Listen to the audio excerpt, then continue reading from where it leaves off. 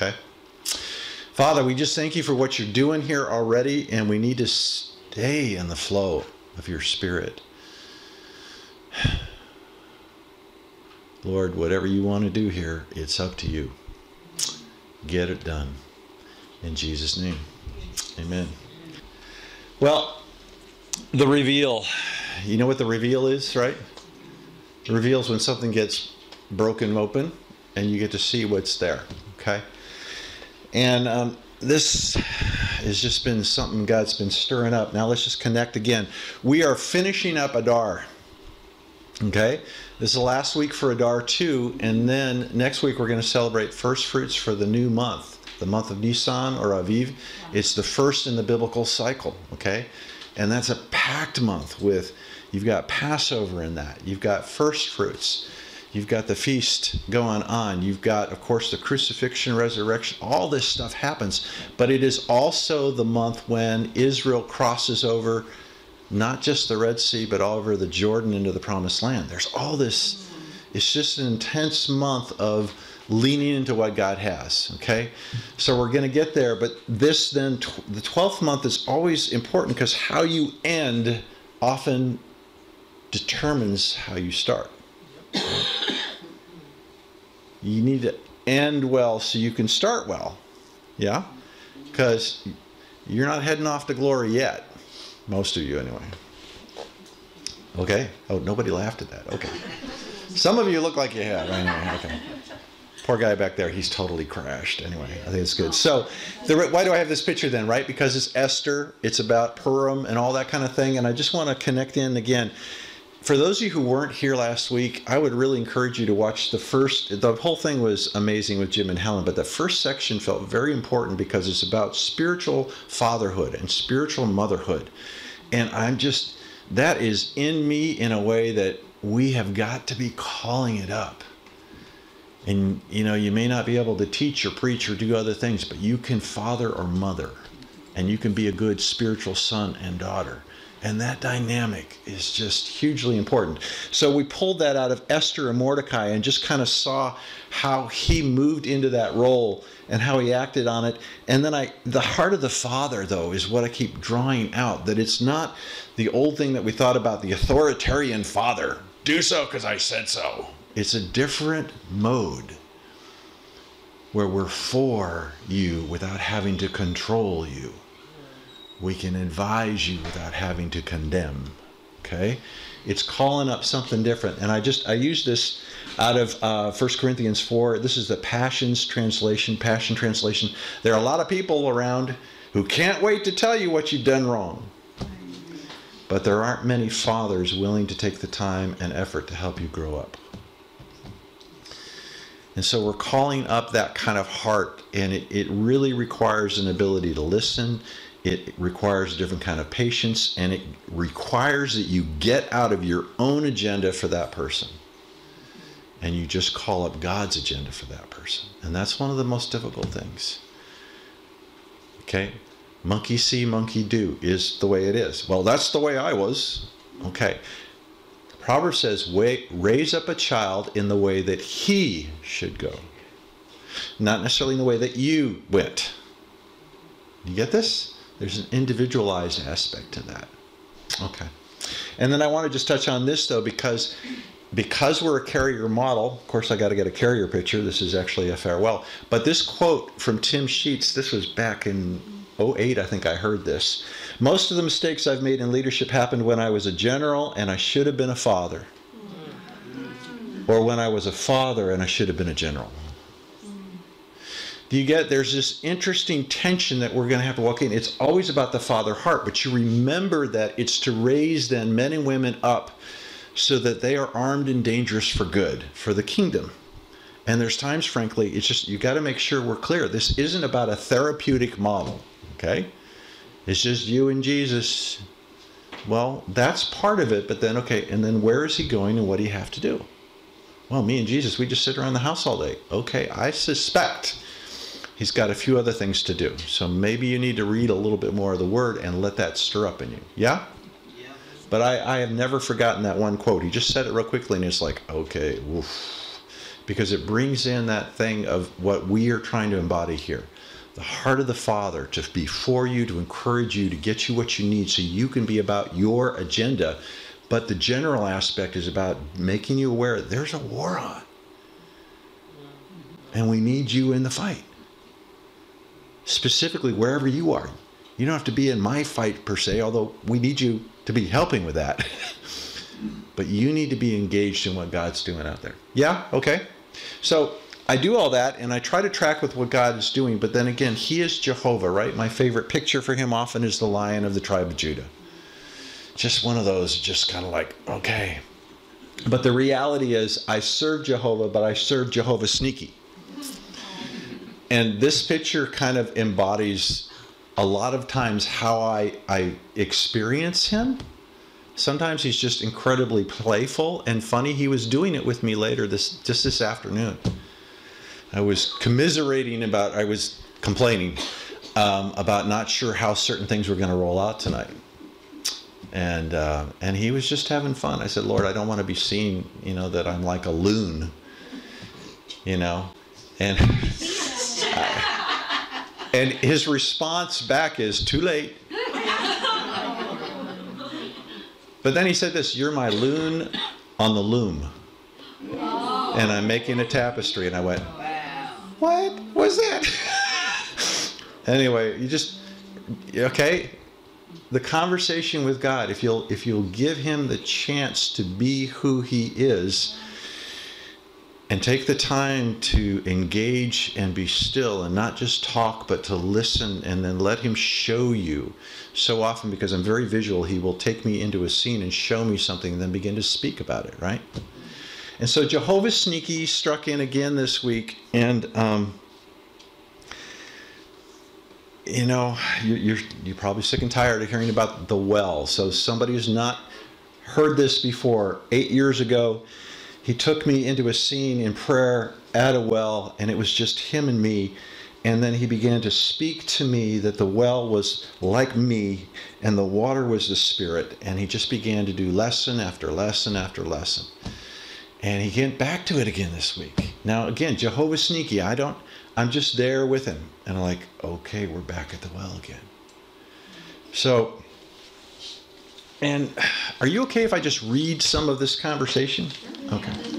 Because my challenge is I have connections for you here, but I need you to know kind of where it starts a lot of times. That he'll give me something, and then like he gave with Gail, you got to follow what he's saying.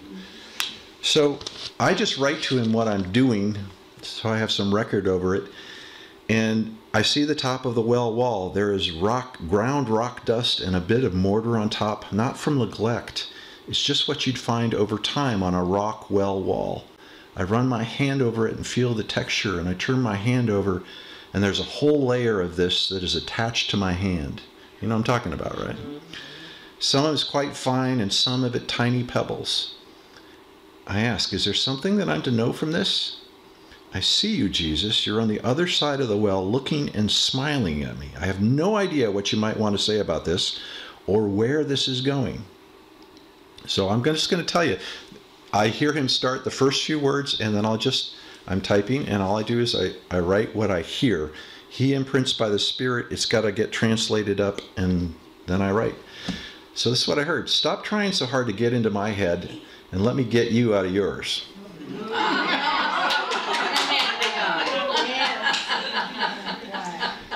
The way I stunned the disciples at this place, because this was the well where the woman at the well, is the same way that I can stun you. Can you feel the texture from the dust in your hand? It has left a residual on you that is the deterioration of the well wall, a natural progression of what happens in this life.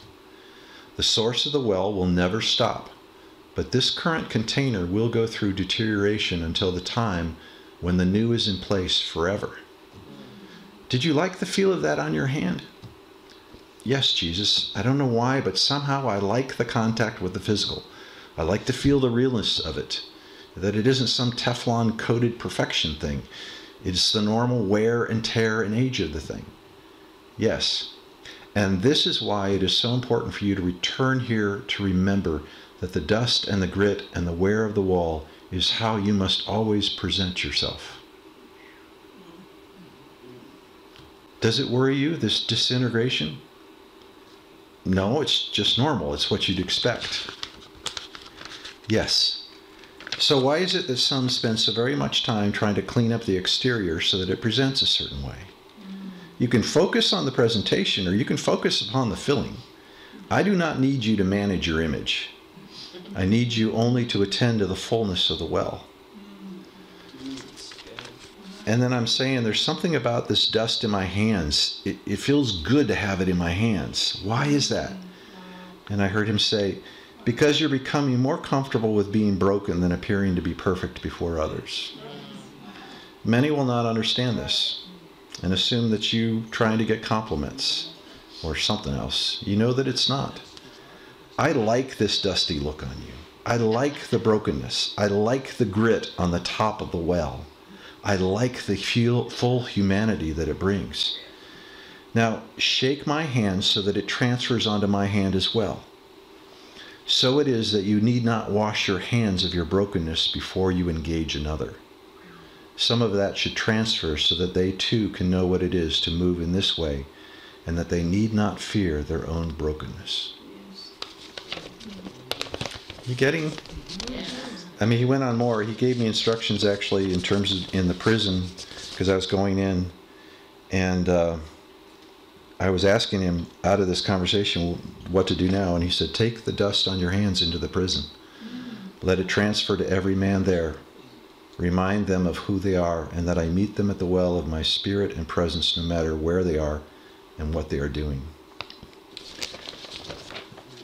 You okay? So I'm a weird kind of whatever. I was commissioned at one point as a prophet, even though I didn't ask for that, but that's what came out. And sometimes I'm like, but God, I'm just like not this normal whatever. It seems that part of this is that intimate conversation, but it's simply trying to understand and discern and then connecting the dots to what God is doing out here. And then I was sharing this a little bit and talking with Roy, and he mentioned about, you know, some of that, the brokenness and hiding the brokenness gets right down to the masks, which ties into Purim. Purim is the celebration, right, of the triumph of what happened in the book of Esther, right? You've all been reading that, right? Tracking that again. Okay. And the whole idea about the mask is very important because of the identity of Esther, right? And where it's challenged. But then I began to look again about not only the mask, but then about the brokenness. So, Abigail, you want to grab that microphone and then let's read this. Because this is after Mordecai has had to confront her, right? We're way down into the story and he has told her, don't think you're going to be safe just hiding. Now, she was pretty intact at this point and pretty safe. But now she says, okay, I'm going to do it. If I perish, I perish, but I need 3 days, no food, no water. Any of you gone 3 days, no food and no water? No water either? So that's a tough one. That's a tough fast. 3 days without food, that's pretty doable. Done that many a time. But no wawa kind of wears you down. And that will break you down. But it's in that state now that she's going to appear. Go ahead. 3 days later, Esther, dressed in her royal robes, took up a position in the inner court of the palace, in front of the king's throne room. The king was on his throne, facing the entrance. Okay, just stop for a second. You know the penalty, right? You know the story. Penalty is what? Death, right? What happened to his former wife when she just wouldn't even come to a party? Oh, no, she was alive, but she was banned. No longer the wife, right? This guy's got a bit of an edge to him, right? And his counselors are all really stuck on about appearances because they counsel him about Vashti. Hey, if you don't deal with this, every woman in your kingdom is going to start not obeying. They ain't going to be good. So now she walks up into the palace. You think those advisors are not somewhere around? You didn't invite her, right? You think You think that Esther doesn't know that reality? We got to just back away. We zip through scripture sometime without thinking about what. But she has come now, and there's a brokenness already in her because she's already moved one level off of the mask, right? Staying completely under disguise. It's one of the things that a mask does, keeps you disguised, right? And that I'm just a queen. I'm just one of the harem. Well, now she's going to be something more. She's going to be a queen who stands before him and asks, requests at the risk of her life, an audience. Okay, so keep going. When he noticed Queen Esther standing in the court, he was pleased to see her. The king extended the gold scepter in his hand. Esther approached and touched the tip of the scepter. The king asked, "And what's your desire, Queen Esther?" "What do you want? Ask and it's yours, even if it's half my kingdom." Okay, hold on to it for a second. I need you to get that in the midst of the brokenness and willingness to step forward at that risk, she is actually granted huge favor. I need you to get this theme, that when the mask at various layers come off, there's a beauty and a radiance and something more. He loved her before, but he had never told her that she could have up to half of his kingdom. Do you understand? You're going to get where this is going, right? Okay. Because a lot of us spend a lot of time being more concerned about the appearance of the well, okay, than about the filling. And the brokenness is part of that. So fast forward now, okay? You know the deal. Invites him to a banquet. He says, "What do you want?" Come back again, right? So there's a little bit of a delay. And then now this is a time when she's got another mask on, and that one's about to come off completely, right? Why is there a risk in this? Because this is when she's about to confront about Haman. Why is there a risk at all to her? He's already said he deeply loves her. He'll give her half the kingdom. What's the risk? Didn't know she's Jewish. Didn't know she was Jewish. And he has approved an edict that went out to kill and slaughter every Jew. His right-hand man. Now, we have no idea how long Haman was in there and how much Haman was always in the presence of the king influencing. You know, those Jews, those Jews, those Jews, those Jews, right? So she now, okay, because remember, this king's got a little bit of it. He's got a lot of an edge to him, right? Which you'd see later if you read farther into the book in terms of how he deals with Haman, how he deals with everything else, okay? So it's one thing to get in the presence, but now she's got to take it the next level. Go ahead. So the king and Haman went to dinner with Queen Esther. At the second dinner, while they were drinking wine, the king again asked, "Queen Esther, what would you like? Half of my kingdom? Just ask, and it's yours." Queen Esther answered, "If I have found favor in your eyes, O king, and if it please the king, give me my life and give my people their lives. We've been sold, I and my people, to be destroyed, sold to be massacred, eliminated. If we have just been sold off into slavery, I wouldn't even have brought it up. Our troubles wouldn't have been worth bothering the king over." You get? Okay. And what's going to happen out of this? What's going to happen? What's next in the story? How does the king respond? Pardon me? A big flip. A big flip. Yeah. Yeah. She's just laid it out. She has just removed that mask. Here I am. I'm one of those scheduled for slaughter.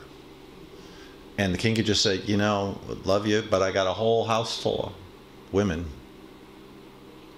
Haven't seen you in 30 days except for the banquet. That was nice, but..." Okay. But no, the king responds to that level of candor, that level of openness, that level of exposure. And then rather than her being in danger, now who's in danger? Haman is, yeah. Thanks, Gil. Just turn it off for now. So the idea just that I've been playing with is about the idea of masks. How many of you had a mask as a kid of some kind of uniform thing? Okay, I mean, almost every superhero, right? It's got to have it. And so the mask idea is that we take on an identity that's bigger than us. It's not really us. But it's fun, right? And it's actually, it can be very safe. In fact, there's challenges, right? There's kids who put something on and never want to come off because that identity is safer than who they are, okay? Now, masks can also be protective, right? Now, this is in the physical, but many times there's masks that are protective emotionally, relationally, stuff like that. And then sometimes we kind of create a mask just because it creates a little bit of an allure. Sometimes we look a little better. Trust me, I look a little better with this part masked and this part. Okay. Do you know what I'm saying? So sometimes we present just enough there because we're trying to manage our image. But that never happens in the church. No. That never happens. Okay, well, but it's also a lot out there because, again, the cultures have become, the world culture has so saturated within how we are. We really aren't seen as being very different anymore. If we're seen as different, it's just because we're seen as being more uptight, legalistic, and whatever else, right? It's just so. And then a lot of times masks can come because we feel there's some deformity. There's something just wrong with us, and we don't want to show it. Yeah? We tracking? Okay. Sometimes it get a little bit, I realize I'm doing this kind of in metaphor, but you get it, the connection dot. And then sometimes we just try to present ourselves in a certain way. Okay. Behind we're doing whatever, but here's my face, right? In fact, there's even ads out there for depression medication, I think, right? And it's got kind of a smiley face that they put up and stuff, right? Okay. And within the church, that can be a particular pressure at times. How you doing? Oh, praise God, everything's good. Because sometimes we're afraid to say, you know, man, it really sucks right now. This is happening, that's happening. I'm having struggles with the kids. My wife is doing this. Because a lot of times instead of having somebody really listen to us, we just go, okay, well, I'll pray for you. And then they never do. And you're like, oh, well, thank you. That felt really good. Now I'm not only screwed up, but I feel sort of, like a leper. Okay? Yeah? Okay. So the reality is, no matter what the masks are, it's a challenge because while they may create a new identity for a time, it's not really who we are. And so the masks typically that we have, they hide flaws, but then they do something more. They hide our true identity. The true identity that God put in us, the true identity that was Esther, that was waiting to come out for the right time and place. And because of that, they actually hide our true glory. And the Lord's going to continue to speak into some things here that just kind of, I'm still processing. I'll get to that in a minute. Okay, let me keep going here. You good with this? Yeah. Are we clear about the fact? Did you see that briefly with Esther? So let's look at a couple other things. Mask maker, make me a mask. Y'all know it? Yeah? Mask maker, make me a mask. So you didn't know that was? It was a Broadway song. Okay. And you know what? Where did the original mask maker come in play? Not in that performance. Scripturally, biblically, in time. Where did it first happen? Where's Adam and Eve? That's right. And when did that happen? What did they do to do that? Right, fig leaves. Okay. Make me a mask, right? I was ashamed. I'm afraid to show you my brokenness. And God goes in the garden and says, Adam, where are you? And Adam says the thing that every man knows. I was naked and afraid, so I hid. Right? Most of us as guys, we can put up so many poses because we feel in some way naked, in some way inadequate, and we're afraid, so we hide. Yeah, except these guys. They got it. All right. Yeah. Okay. So, but let me fast forward a little bit to Moses. Some of you know this part. But whenever Moses went in before the Lord to speak with him, he would remove the veil until he came out. Right? So here's that, one of the first masks. And when he came out, the Israelites would see the face of Moses was radiant. So Moses would put the veil back over his face until he went in to speak with the Lord. Was Moses doing this for the Israelites? So they wouldn't freak out about his glowing face? Hello. I always thought so. You would have thought so? Yeah, you know. No, I always thought so. You always thought so. Oh, well, then let's look at this verse, because this shows up in Corinth. Therefore, since we have such a hope, we are very bold. We are not like Moses, who would put a veil over his face to keep the Israelites from gazing at the end of what was fading away. Boy, does this sound like anything? Have you ever... as a group, oh, we had such a great revival, and now, okay, that came and that went, but we keep trying to redo it. Because it's a little veil, because you don't want to see that the glory's faded. We don't know how to shut something down because the glory's faded. And God's going, I've got new things I'm doing. But instead, yeah, but we have this, and we've done this, and we've sweat for this. And God's like, yeah. Next. Okay, we're good? Yeah. So, and then this scenario, Gail, would you hand that back to maybe Rebecca there? Because again, I got to do a quick, you good in this? I want to go back to the original well, okay? The woman at the well, because there's a cat and mouse thing that goes on there with Jesus and her, but ultimately it's him working at getting the veil off, okay? The mask has got to go. The brokenness has got to come up. And she fights him very cleverly. She's a woman with an attitude. And there's a reason for it. So, okay, Rebecca, go. Jesus, worn out by the trip, sat down at the well. It was noon. A woman, a Samaritan, came to draw water. Jesus said, "Would you give me a drink of water?" His disciples had gone to the village to buy food for lunch. The Samaritan woman, taken aback, asked, "How come you, a Jew, are asking me, a Samaritan woman, for a drink?" Jews in those days would not be caught dead talking to Samaritans. This is the Message translation. You're going to do more in a second there. Yeah, you got the scene though, right? You all know this one. Although sometimes it's fun just to get a different translation on that. Wouldn't be caught dead talking. Has this woman got a little bit of an attitude rather than just doing it, you know, because she's got, so I just try to find a picture of a woman with some attitude, and this one kind of, you know, coming at noon. Why is she coming at noon? Everybody knows the story, right? Because she would avoid all the women who would normally come in the morning or in the evening to get water. Didn't want to hassle with that. So here she's going all by her lonesome. Leave me alone. Thank you very much. And now this guy's going to like, okay. And I think she's just going to give him back some attitude. Why are you asking me? We don't have anything to do with each other. You don't have to say anything. Just, you know. Okay. But Jesus doesn't stop there, right? He keeps going. Go ahead.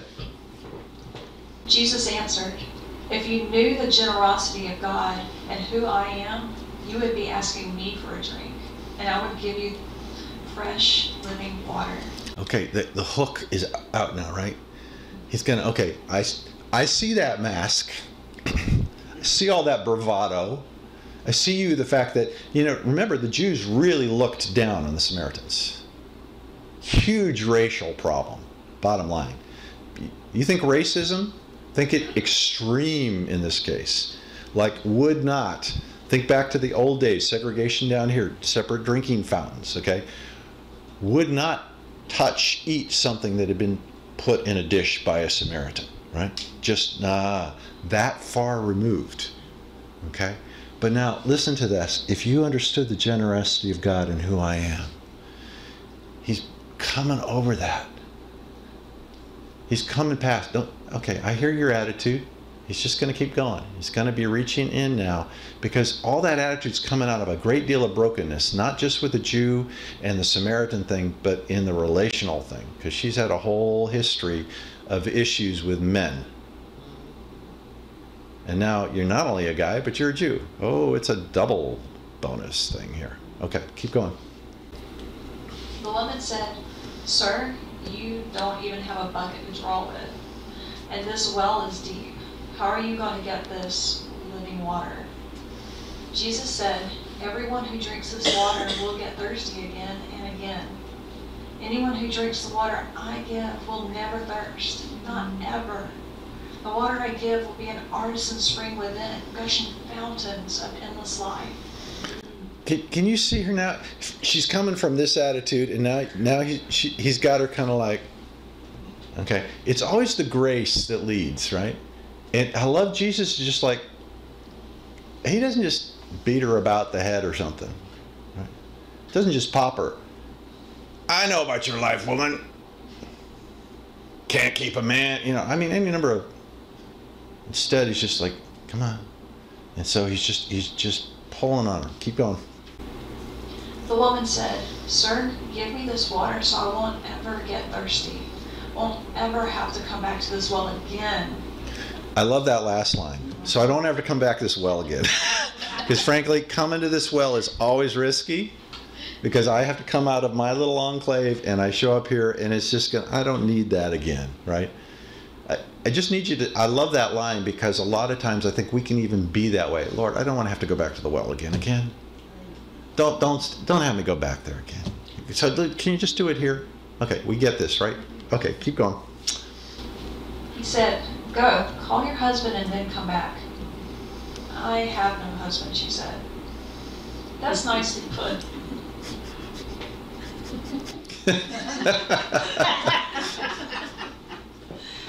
That's nicely put. I have no husband.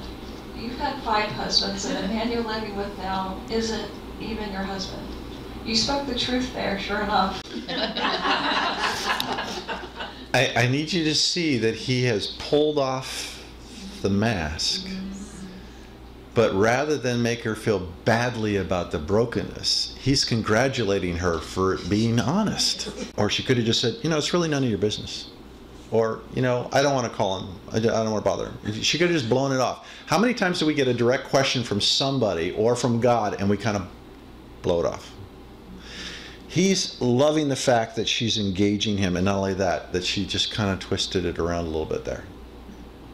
I'm leaving off the fact I have this whole string of men, right? How many husbands said she had? 5. And what is she on now? Number 6. 6 is a number of what? Of man, of brokenness, of inadequacy. She's gone through now 6. She's on her 6th one, and that ain't going to work. So guess what? Who's going to show up as the 7th now? Jesus is going to connect the dots. And go, okay, that ain't been working for you. 1, 2, 3, 4, 5, 6. How about number 7? How about the eternal one? How about the one that is going to get who you are in your brokenness? Okay, keep going. Oh, and I love this because he has called her on it, right? So, oftentimes when God calls us on our brokenness, we do a little sidestep. Ever been called out by somebody? And suddenly you just kind of pivot. Okay, she's going to pivot. Go ahead. "Oh, so you're a prophet? Well, tell me this. Our ancestors worshiped God at this mountain, but you Jews insist that Jerusalem is the only place for worship, right? Believe me, woman, the time is coming when you Samaritans will worship the Father neither here at this mountain nor there in Jerusalem. You worship guessing in the dark. We Jews worship in the clear light of day. God's way of salvation is made available through the Jews. But the time is coming, it has in fact come, that when you're called, that what you're called will not matter, and where you go to worship will not matter." Okay. So again, but do you notice the pivot to a theological discussion? I love these moments. This is like when the disciples say, well, this guy born blind, was it his parents' sin or his? So, what are you doing? The guy's blind. How are you making a theological discussion over this? Right? He's just called her out and she pivots. But he's going to go, you know what? Believe me, the time's coming. The time is coming. In fact, it's here now. He keeps moving in and moving in. Doesn't let her off. Okay. Keep going. It's who you are and the way you live that count before God. Your worship must engage your spirit in the pursuit of truth. That's the kind of people the Father is looking out for. Those who are simply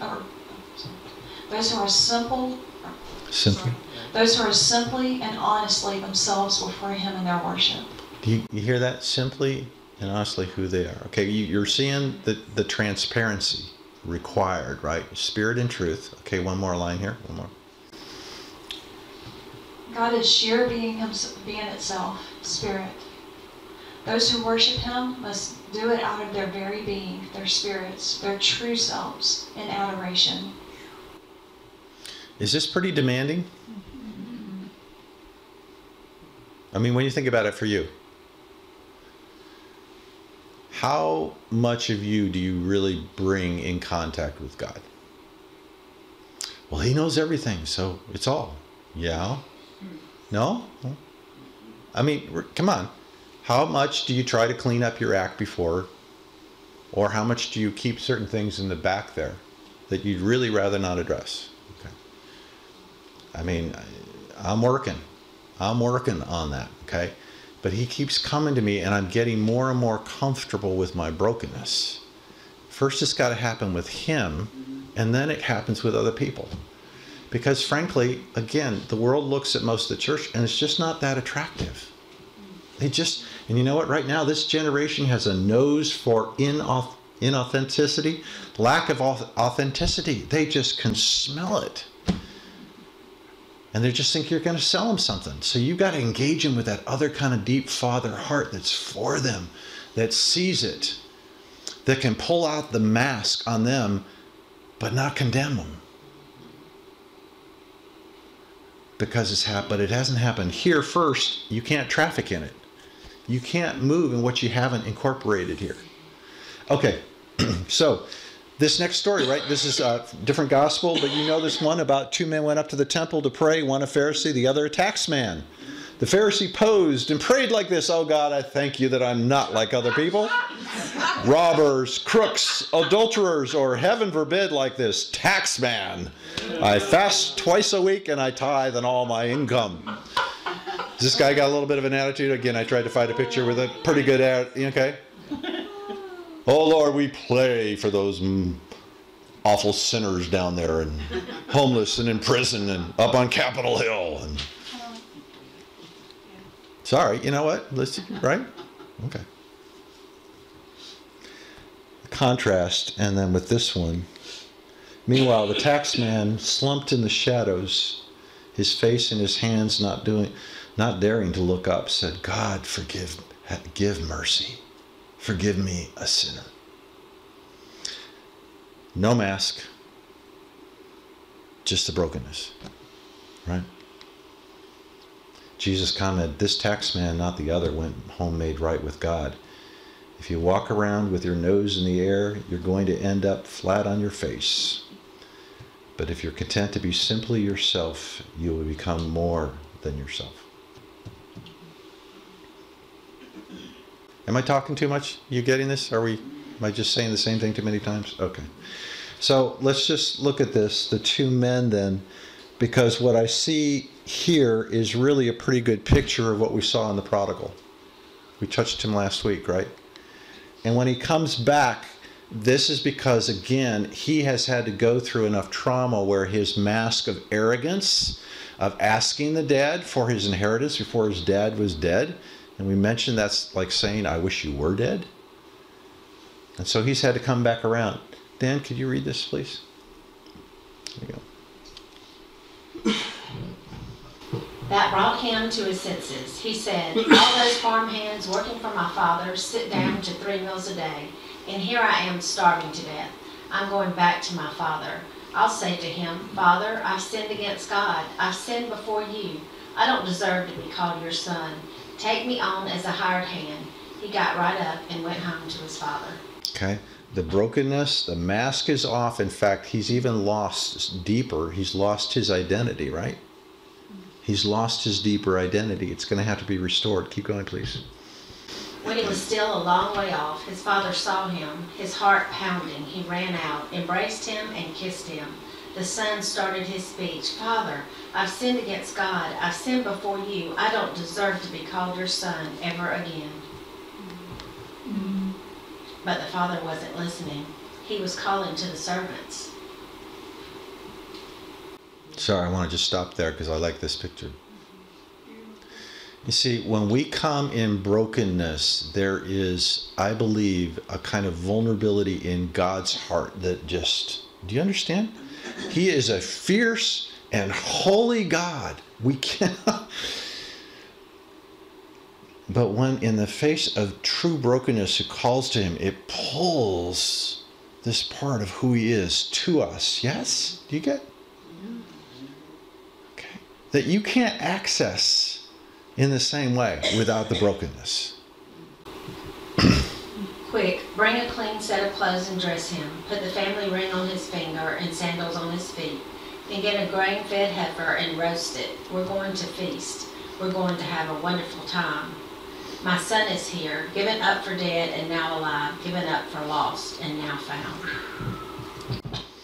I mean, you know this story, right? I'm just trying to bring it up in this context of pulling this off and the brokenness. And so there's a difference, though, that you have to make sure you're clear on. When the Lord was talking about that brokenness on the edge of the well, it wasn't about my sin, okay? There's a difference. Sin can come from brokenness, okay? Sin can cause brokenness, but you can't equate them. A lot of us have brokenness in us that wasn't any sin that we committed. Okay? Come out somewhere else. And sometimes it was just things and we just don't have any clue. Some natural disaster or something happened. And that brokenness is there. It's not the sin. Right? God is not telling me to wipe my sin, and make sure I pass that on. That's not it. It's the brokenness which comes. So we have to be clear about what usually happens here in pride. Think about the prodigal again, right? When he leaves off, just arrogant, wants his half now. Going to go do whatever the hell I want, yada yada yada. But he comes back, and the Father looks at the brokenness. Because the sin now has passed. He's not facing with the sin. The thief on the cross there, the one, was still in boastfulness and arrogance and, wow, we're suffering. You prove yourself. The other guy's like, our sin brought this. But he's now moved through that sin into the brokenness. And so he can ask. You good with this? So let me just give you a couple of references. This is from David's psalm, right? Psalm 51, which is when? When does he write this? After Bathsheba and being confronted by Nathan the prophet. And the thing about David, he's a man after God's own heart. He can sin boldly, but when he's confronted, then he repents.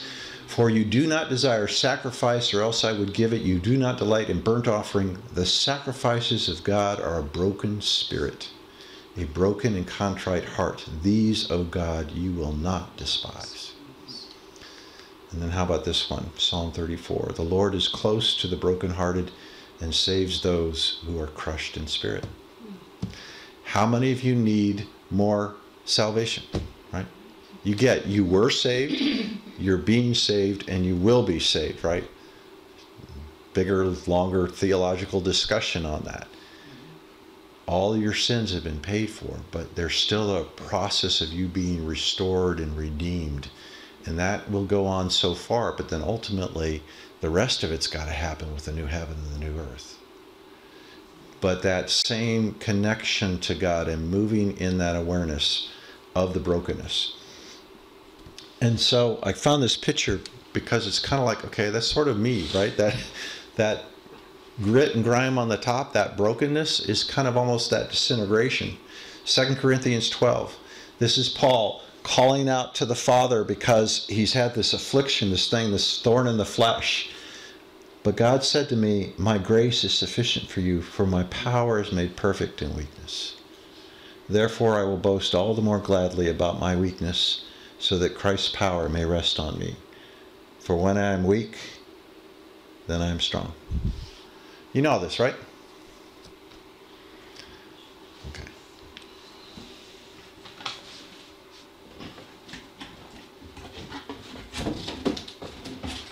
So, what's it say? Grace. Okay. What am I going to connect to? What's one of my favorite verses? Grace and truth, right? First chapter of John, twice it says, Jesus full of grace and truth. And I've talked before about the wire. You got to hold on both ends. Okay, so let's say this is you, kind of thing, you're connecting them. So we got grace there.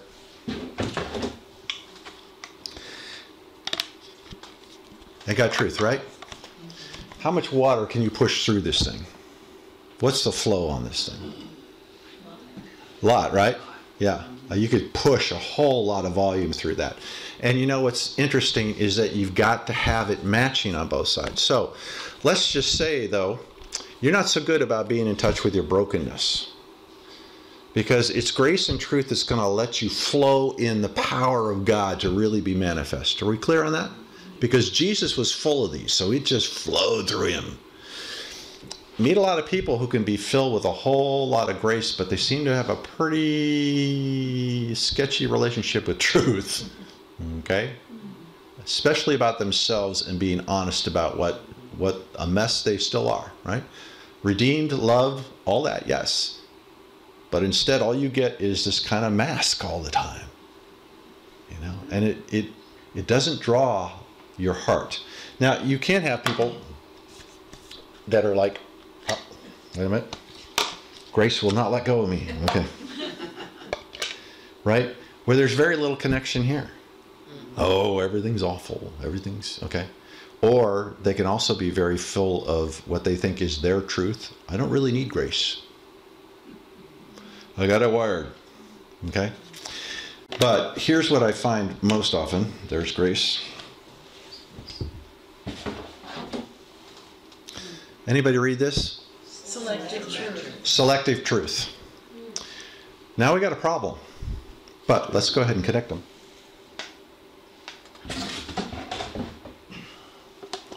Because if you're going to get that connected on, you're going to have to reduce things and reduce them some more. And you know what? The reality is, you can make this work. But now tell me how much water is going to flow through here. This much? This much. It doesn't matter. And I could make this 20 times bigger.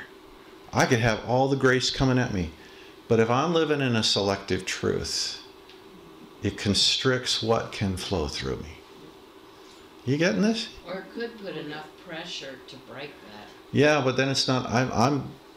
I'm got this. I mean, this is my choice. See, I have a choice to tap into the grace. But so often, God's wondering, okay, are you going to let me remove all the masks? Right? This was Jesus with the woman at the well. And he's got to ultimately work this out so that she can get the right kind of connection. And when she does, let's get it that way. Then she goes out and what? She goes back to the village and she tells everybody, you got to see this guy. He told me everything. Right? Because the very last thing he does, the conversation continues. She says, you know what? I know when the Messiah comes, he'll show us everything. And he says, I'm him. You see, when we get that vulnerability and candor, God will reveal more of who he is. And then this pipeline gets to be really intense. But we got to keep both. Okay? Can't be in selective truth. That work for you? Okay. So, oops, I left out this. So, how's the flow rate through you? Right? How's that working? So, yesterday, I got to tell you, Jehovah Sneaky, he'll do things and it will disturb me.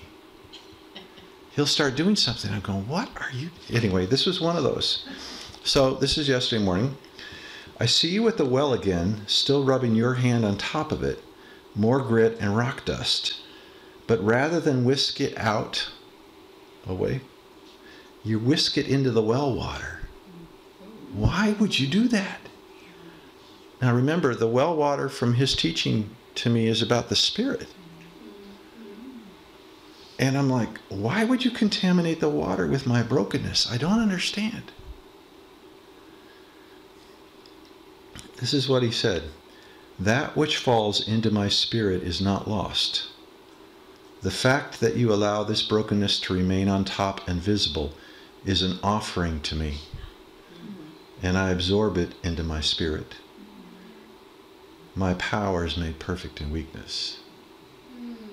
This is why I put that verse up there, not the other way around. He brought it first. What you see as contamination, I see as yeast. It makes that which I want to do more powerful and present to all. All your brokenness must be absorbed by my Spirit so that it is not lost to me. Some have brokenness that is never given to me, but rather whisked away from me and from all others. A bit of denial and shame. But when it is mine, then I use it to flavor what I do, to strengthen what I do. You have much to learn in how this is to operate.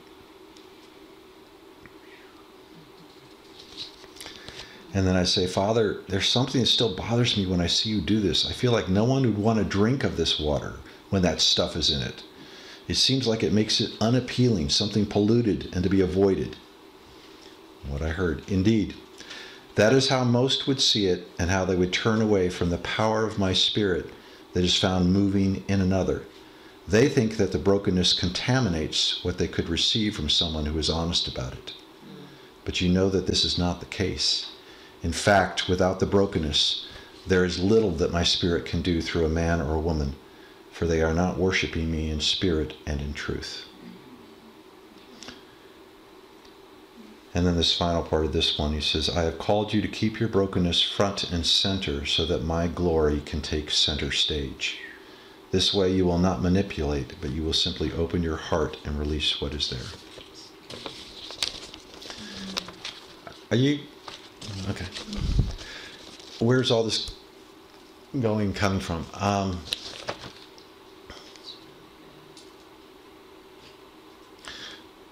My heart is crushed often by the alienation that I see from the followers of Jesus and from a hurting world that's just desperate for that kind of love. And I think part of it is just we just have presented. We're not moving in the right way of our brokenness. And it doesn't mean you walk in and say, I'm so screwed up. That's not, but there's an ability. And Dan, the reason I wanted to wait to pray, you're seeing where all this is connecting, right? Okay. And even Karen with that thing about, performance and stuff, that no, it's if you go in but did you get that part about that the brokenness is an offering to him that increases the power of what he can do. And he was the one who brought up the scripture about my power is made perfect in weakness. I went, okay, but I'm still weirded out by the fact that he would whisk that into, and he's like, but of course, it flavors it. It's the way my Spirit moves. Is that? Okay. Sometimes I think I'm just weird and it's just for me. But then I go, you know what? Probably not. There's probably more where you're not sure what to do with your brokenness. And you don't have to rehearse it, everything, but you don't have to hide it. And it comes, when we're in that place, there's a tenderness. I was with a good friend of mine that had been friends for years. But he's an exhorter wiring. And so an exhorter wiring is always kind of up and positive and everything's going and everything. And I love him dearly. He's a good man of God, but sometimes I can't always connect as well. But he had a tragic loss a few months ago. And because of that, right now, there's a tenderness in him that is accessible. And there's a richness in there. The brokenness has brought more of him available. And it just immediately drew me back into the deeper friendship with him. Yeah? Okay, good. This is from the King James Version New. They that observe lying vanities forsake their own mercy. Okay? This is from Jonah when he's in the whale.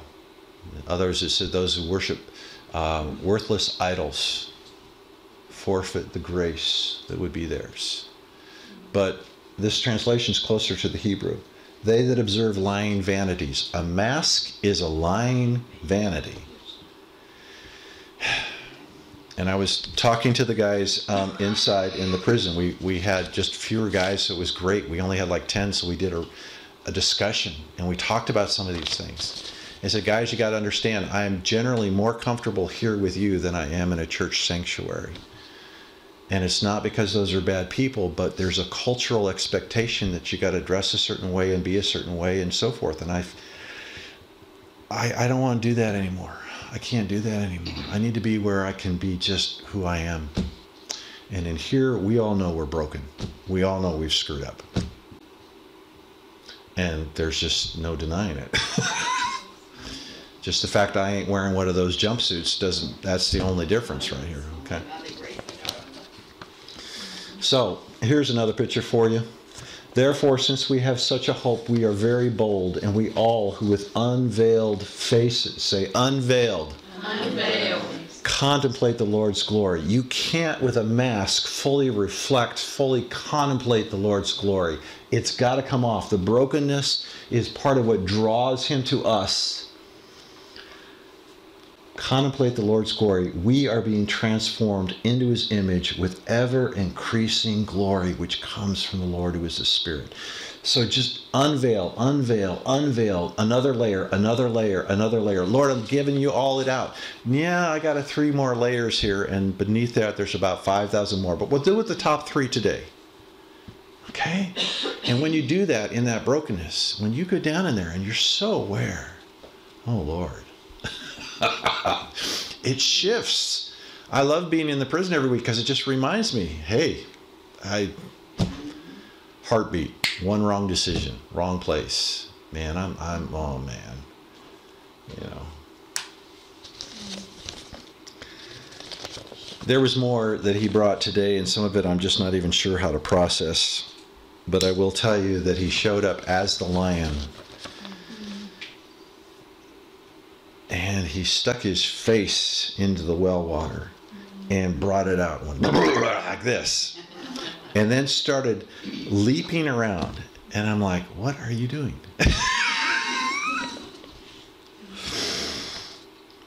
And he said this, let my mind in this become your mind. Let my joy and delight in this place and this truth penetrate into the darkness that's holding you back. You must allow my joy to rise up in you and to overwhelm all other feelings and emotions. My joy is in you, but you must allow it to rise up and inform all of who you are. See me again playing around the well. See me in delight at this place and in this time. Let that rise up in you.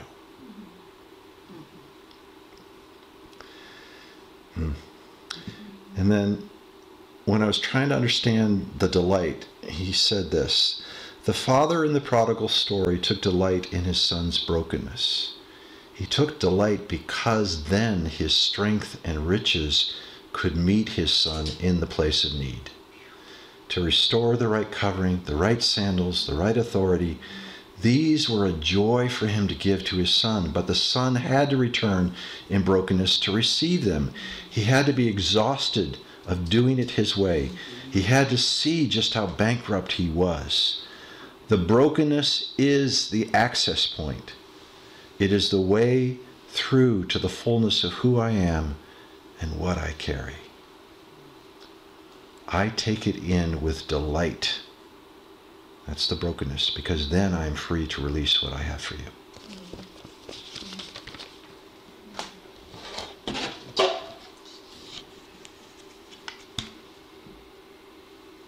Yeah? The brokenness leads to this. Not an empty pipe, but an amazing pipe. And if you want the best example, it's Jesus, right?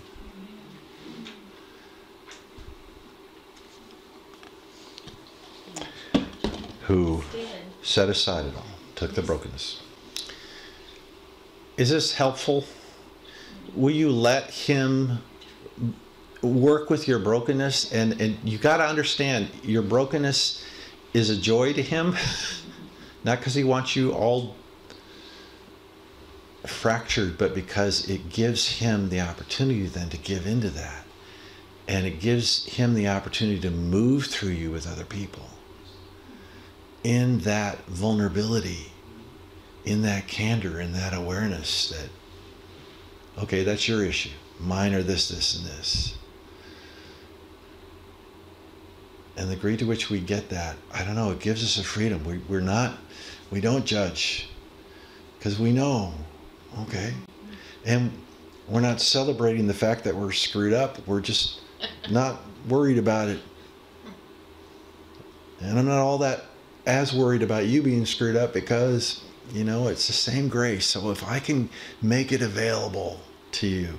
But the only way I'm going to do that is by connecting in this way, right? Finish with this story. I think I've told it before about the guy walking at night, falls into a really deep hole, big hole, right?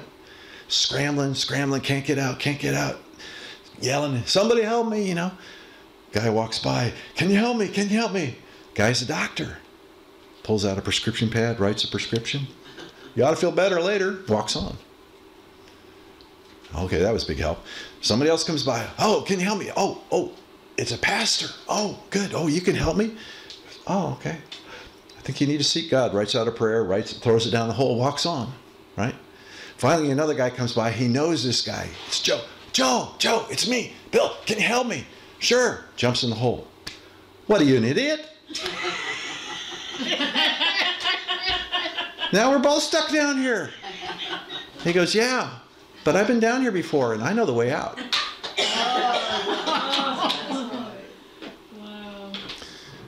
The brokenness jumps in the hole. Doesn't write a prescription. Doesn't throw a prayer. Gets down in the hole. Says, you know what? I've been down this hole too. And I know the way out. So we'll get out. I think the world is desperate for this level of transparency. I know it's scary. A lot of us have a challenge just with God. I, for years, just sort of kissed up to God to try to keep him a little bit at a distance. And then I got real angry, and then I let him in more and more because it was like, okay, whatever. I needed the real relationship. Brokenness is often what's left after sin. And if we continue to sin, at that point, you're going to go with God with that. And he's going to like, you know what? That stuff smells. You need to get rid of that. Then we'll deal with the brokenness. Okay? So I can't be harboring and holding on to that sin. Okay, God, meet me in my brokenness. God's going to go like, let's get rid of this first. Okay? That's, again, it's going back to this, that selective truth. Oh, God, I'm not really going to show you what's... And as a result, we shut down the level of grace that God has available. See, this is what's amazing. The grace is all there, but our part of the pipeline here is just too small. Anyway. Okay, I've talked too long. So, Lord, make this word real for all of us, to be comfortable with our brokenness, to understand that somehow you do whisk that in, that it is actually an offering to you. Oh, that's just amazing. And that you get excited about it because you like the flavor of that brokenness with your spirit, because through that weakness, your power is made perfect.